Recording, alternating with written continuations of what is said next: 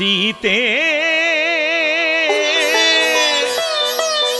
राम कथा हृदयम्।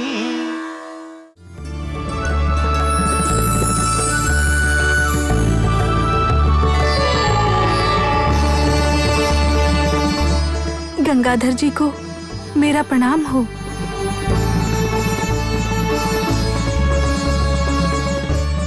हाँ अरुंधति,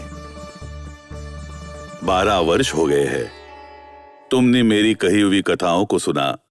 तुम्हारी श्रद्धा से मैं संतुष्ट हूँ। हे परमेश्वर,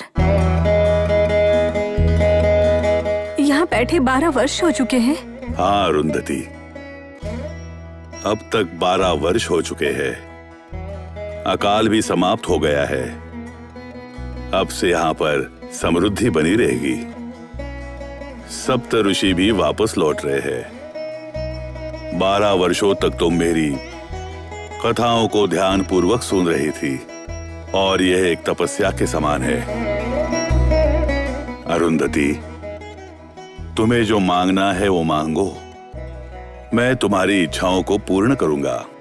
हे महादेव, इतने वर्षों तक आप यहाँ रुके, मुझे पुण्य कथाएं सुनाई, जिस कारण मैं भूख और प्यास सब भूल गई थी। और आपकी इस महान कृपा से इस तीर्थ क्षेत्र को बद्रीनाथ के नाम से प्रसिद्धि मिलेगी। ऋषि मुनियों के लिए प्रिय स्थान होगा। जो कोई भी यहाँ 3 रात्रि गुजारेगा, शुद्ध होकर सच्चे मन से और श्रद्धा से उपवास करेगा, तो उस उपवास का फल 12 वर्षों के उपवास के समान उसे इस व्रत का फल मिल जाएगा। ऐसा आप मुझे आशीर्वाद दीजिए। तथास्तु, तुम्हारी इच्छा पूर्ण होगी अरुंधति।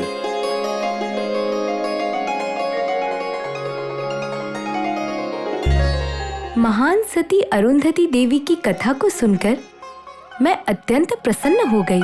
ऐसी शक्तियों को यदि हम सतीत्व से प्राप्त करते हैं तो देव, दानव, यक्ष या गंधर्वों से या फिर महापराक्रमी मानव से हो, स्त्री के चरित्र या फिर उसके तेज को मिटा नहीं सकते।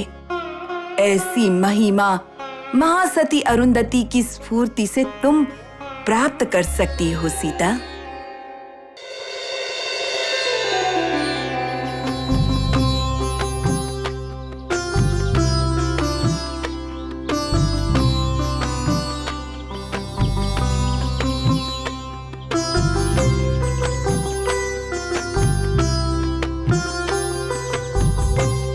राम लक्ष्मण, यही सिद्धाश्रम है। अब मैं यज्ञ का कंकण पहनकर यज्ञ के लिए सज्ज हो जाता हूँ। कंकण पहनने के पश्चात मैं मौन व्रत धारण करूंगा। आप दोनों इस यज्ञ के निकट ही रहना। राक्षसों से हमारे यज्ञ की रक्षा करने का दायित्व तुम्हारा होगा।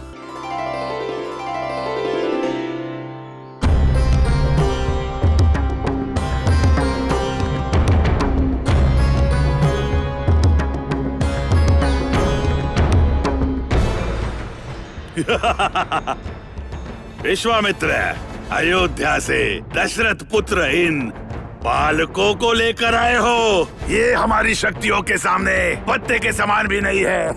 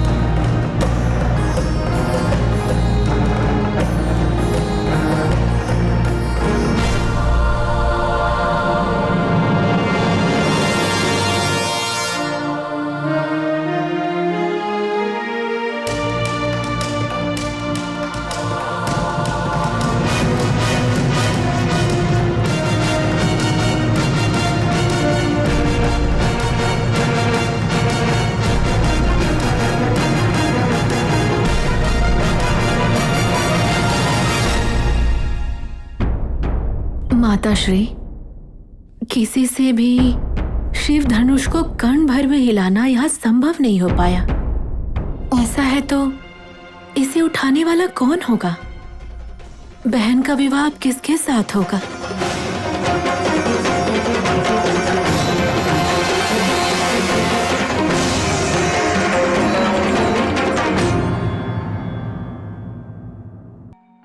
माताश्री, आपकी इस चिंता का क्या कारण है? क्या आज आप मुझे कथा नहीं सुनाएंगी? सुनाती हूँ सीता, सुनाती हूँ। किंतु स्वयंवर में आए हुए सभी राजकुमार उस शिव धनुष को उठाने में असफल हो रहे हैं। मैं इस बारे में सोचकर चिंतित हो रही हूँ। इसका अर्थ है यदि कोई भी राजकुमार शिव धनुष को नहीं उठा पाया तो स्वयंवर असफल हो जाएगा और मेरा विवाह नहीं हो पाएगा, यही चिंता है आपको? नहीं सीता, नहीं।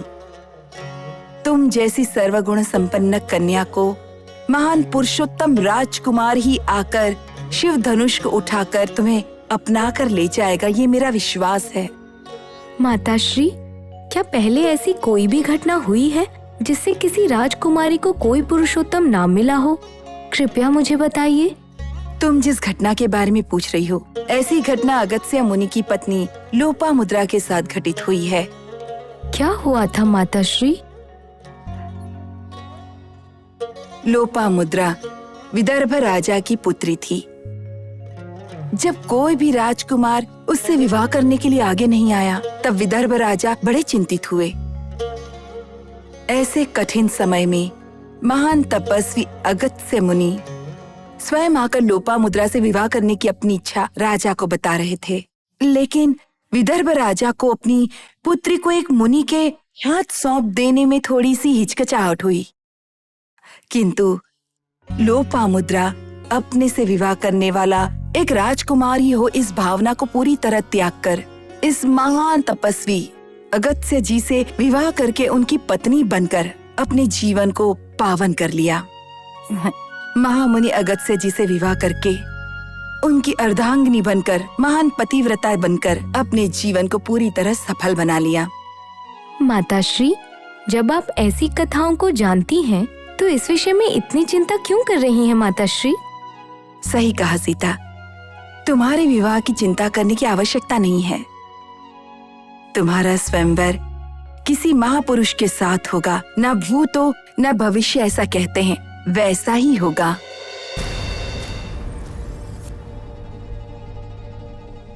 सीते राम कथा हृदयं